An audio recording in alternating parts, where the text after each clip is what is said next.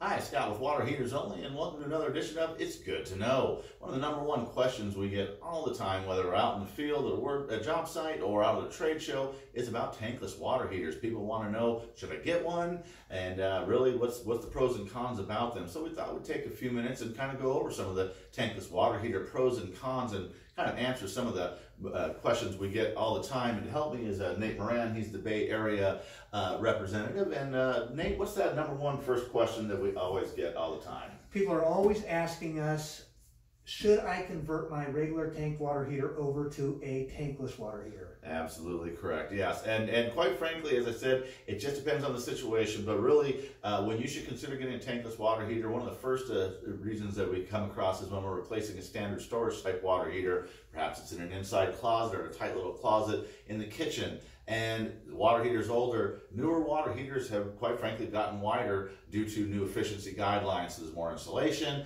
and quite frankly, they just won't fit where a older water heater very snugly fit. So in that situation, we might recommend a tankless water heater because of the space savings. You can put them in there. They don't require near as much space. Another option, if you're installing a hot tub or something like that and you don't want to upgrade your current water heater, that's going to take a lot of hot water, so you might consider putting in a secondary or switching over to a tankless water heater.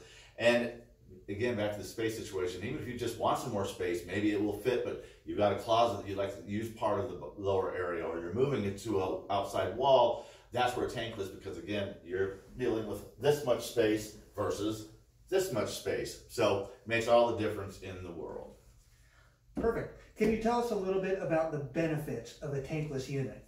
Absolutely. Well, right out the gate, nearly unlimited hot water.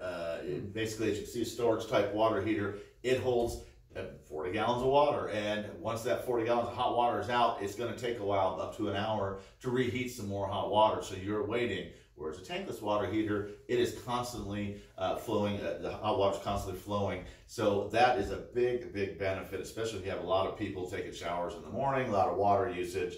And again, as we said earlier, it can fit in spots that a normal water heater can't. So if you're moving it, you need to put it in a closet, whatever. And really another big one is a longer life. Regular water heaters, they last 8 to 10 years, but if you have a well-maintained tankless water heater, you can get 15 to 25 years out of it.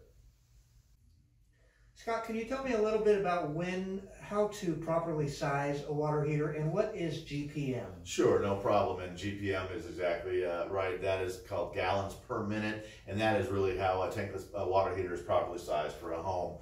If you're starting from scratch, you pretty much take out every GPM requirement of your various appliances, tub, and things like that. Add them all up, and whatever the number they came to is the size, the amount of GPMs your tankless needs to put out. That's a lot of math. Don't do that. We'll figure that out. But basically, residence, 2-bathroom, typically 4 to 6 gallons per minute. That's a properly sized tankless water heater to get you a couple faucets open. There's plenty of hot water. And tell me a little bit about the energy and cost savings. Sure, absolutely. This is one of those, well, listen, there are energy savings, but a lot of people think there's a lot of energy savings, and quite frankly, it doesn't turn out to be true. But basically, depending on your water usage, a residential tankless water can be up to be 25% more energy efficient than a storage type water heater right over here. That can save you almost up to $100 a year, which not a lot, not a small amount either. However, if your water usage is over 40 gallons per day, that drops down to roughly 18 to 14% more energy efficient than a storage type water heater. And quite frankly, when you figure in the cost of installation, it may take up to 20 years to recoup your costs and actually start seeing some energy savings. Can you tell me a little bit about tankless water heaters versus high efficiency tanked water heaters? Sure, absolutely. First of all, they're very similar in their energy efficiency. Secondly, they cost about the same to install, and won't get into numbers. That's not a cheap installation. I would say one of the biggest pluses, and this is for the high efficiency storage type water heater versus the tankless, is that the high efficiency water heaters, they don't require quite as much maintenance to upkeep, whereas a tankless water heater requires a little bit more. Otherwise, they're very even. You would probably defer back to, do I need the space? Do I not have the space for a storage type versus a tankless? Either choosing between the two. Okay, and as far as reliability, how long can we expect a tankless unit to last? Sure, absolutely. There was a time many, many years ago where tankless water heaters, they couldn't be counted on to last too long. Nowadays, they are very reliable. A number of manufacturers put out a very reliable brand. And honestly, as we said earlier, if you properly maintain and you know, treat it well, your tankless water heater can give you up to 15 to 25 years, which is quite better than the 8 to 10 years out of a storage type water heater.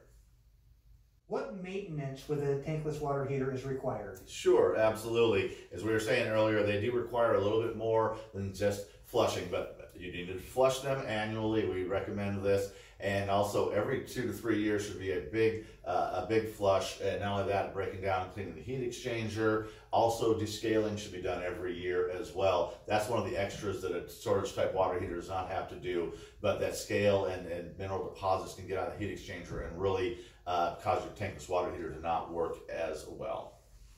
Are there any situations where you would not recommend converting to a tankless water heater? I would say the main reason that we typically will tell people not to get one, because again, if your heart's set on it, we have no problem with it. We'll just tell you our honest answer of, hey, here's your pros and cons, but make a decision. But if you've got galvanized plumbing, because galvanized plumbing, whether people may be aware or not, and please check out our other videos about galvanized plumbing if you're not sure, but basically galvanized plumbing, they start to corrode on the inside, and they can really cause problems with that corrosion. The deposits can really gum up a tankless water heater. So if you got galvanized plumbing, and especially if you have no water filter or softener present, that would be a reason we would suggest don't do it. Now, with the different temperatures of groundwater, is that going to make a difference? Is it going to be a difference between, say, Oakland in the Bay Area in California versus San Diego in the southern portion of the state? Absolutely, and you pretty much called it. It is the temperature of the groundwater, and it has to do with what they call temperature rise. So water heaters, tankless water heaters, if you look at them, they have a temperature rise, and that basically means that how long it takes to get the cold groundwater up to temperature about 105, 110 degrees is what we're typically looking for. So if the temperature is 50-degree water, and again your ideal temperature is 105 to 110, then the tankless water heater being installed must have a temperature rise of 55 to work adequately. And again, since Oakland will have colder groundwater than San Diego, you have to be aware of that when you're purchasing your tankless unit to make sure you've got the hot water and can deal with the cold water in the ground. Now, I know a lot of people have water softeners. Does that help? Yeah, it does.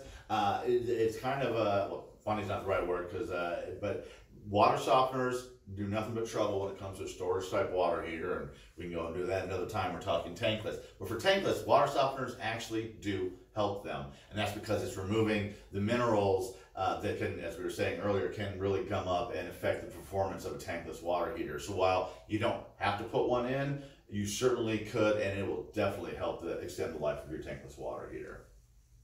Now, with a tankless water heater, is a whole house filter necessary? It's not necessary. It can be helpful. It really depends on the type of whole house filter that you're doing, because some they're really geared towards getting out certain chemicals that don't really have an effect on tankless water heaters.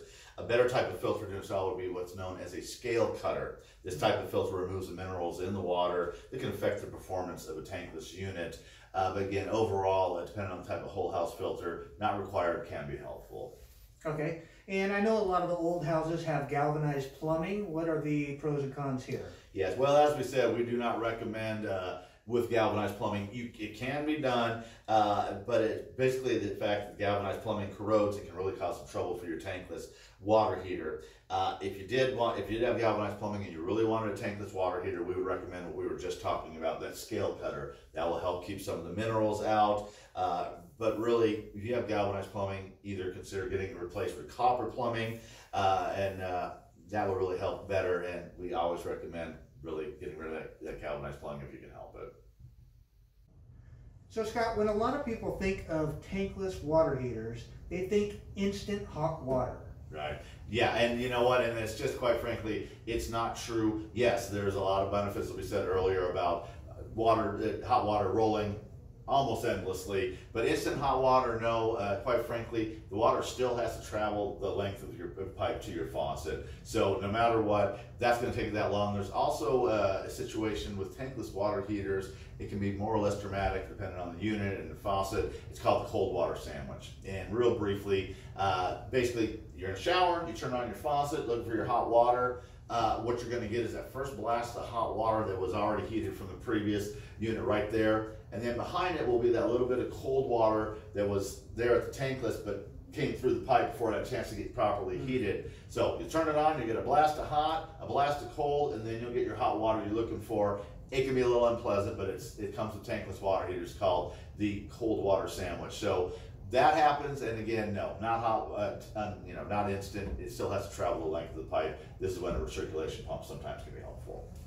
Okay. Now there seems to be quite a variance between prices. Can you address the prices a little bit? Sure, absolutely. At first, right out the gate, if you're going from a storage type water heater to a tankless water heater, and we discussed this earlier, it's just going to be more expensive because the tanks themselves are more expensive, and as we said, they last longer. So right out the gate, if you're going from a storage type water heater, we're going to have to put in a new vent, unless you're doing it outside, you can do it in the atmospheric.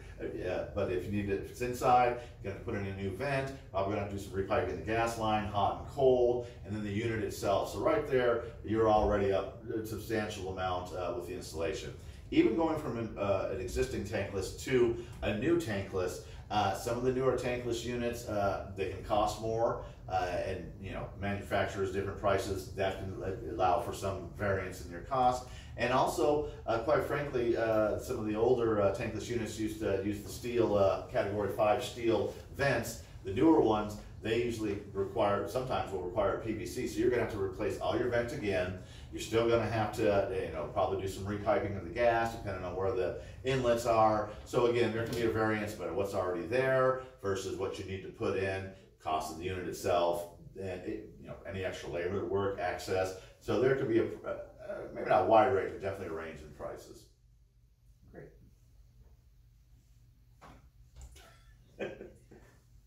Now, what about the newer tankless units and what I hear about circulation pumps? Sure, absolutely. Here's the thing. We just mentioned recirculation pumps, and they're great, not just for tankless, but for storage type water heaters as well. Basically, if you don't know what they do, they're a little motor and they pump the hot water to keep it flowing so that when you turn on your faucet at your furthest, and turn on the hot water at your furthest faucet, the hot water's already there. You don't have to wait 4 to 5 minutes for the hot water to get there, and that's whether it's a tankless or a storage type water heater. So a lot of the manufacturers decided, well, you know what? Let's go ahead and just put them right in the tankless unit to begin with. Good idea, but in all honesty, the technology isn't quite there, right? It needs to be improved a little bit. They can be very noisy, and quite frankly, that recirculation pump can really run so often it can wipe out any energy savings that may already be coming from your tankless unit. So there you go. I really hope you found this helpful and educational. Thank you, Nate, for helping out and providing some questions. If you have any further questions, don't hesitate to give us a call. You can always go to our website. But again, thank you for tuning in. We hope you learned a little bit more about tankless water heaters. And until next time, we'll see you around.